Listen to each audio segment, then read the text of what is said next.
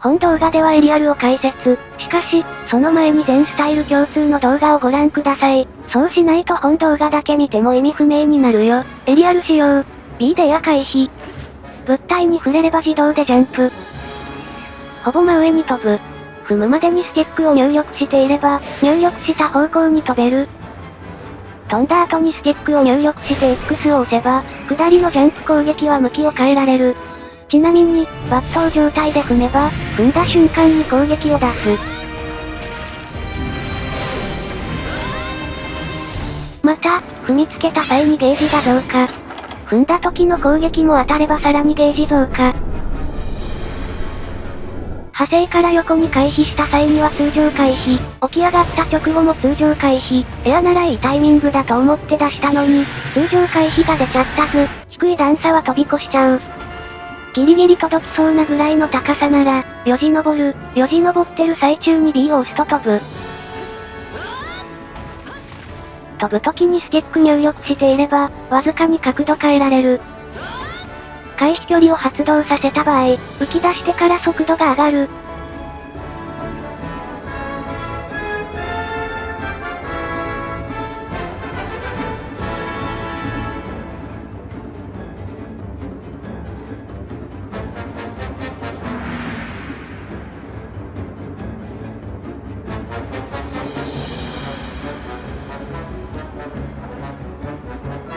無敵。通常回避同様に出始めに無敵あり、回避性能で伸びる無敵はここの無敵。エア回避の頂点から下り出した頃から無敵あり。この無敵は着地して間もなく切れる。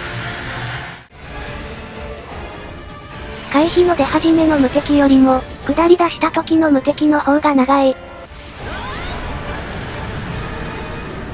そして、跳躍判定が出るときは無敵タイミングでもある。また、跳躍した後は、わずかに無敵がある。そこまで長くはないね。しかし、跳躍前の無敵と、跳躍後の無敵が合わさることで、それなりの長さとなる。エリアルで無敵を利用する場合には、回避の出始めではなく、踏み判定周辺を利用していく。エア回避は途中で宙に浮くので、宙に浮いている時に方向を受ければ、耳を塞ぐよりも硬直は短くなる。コンボと SAG。切り上げから横切り、これを繰り返す。距離が離れている時は突進切り、そこから横切りまで。その後は切り上げを出し直す。SA を維持する場合は、突進切りから横切りまで行い、バックステップから突進、横切りまで行いバックステップ、そして突進。こんな風に地上で切る方がダメージは出せるらしい。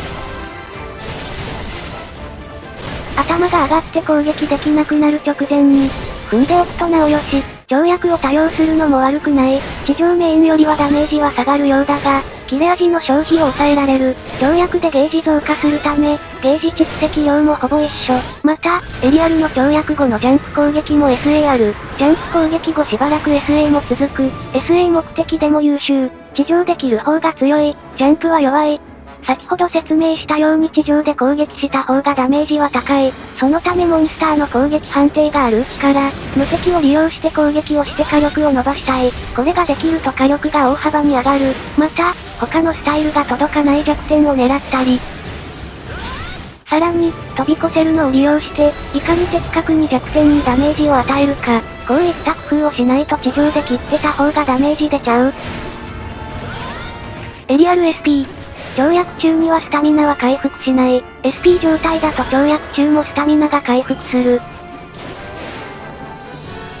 こんなことでもしない限りスタミナは基本的に持つ。それに競争薬を飲んでもいい。仮技をわざわざ SP 設定する必要はないでしょう。スキル。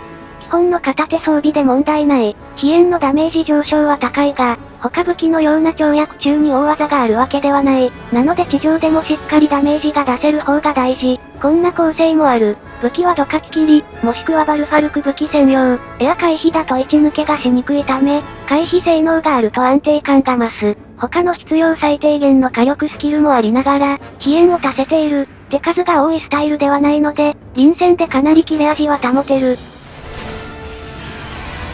こういう感じでフレーム回避がほぼ必須な状況も多い。仮技。安定感から臨戦が候補。この距離だとフレーム回避では厳しい。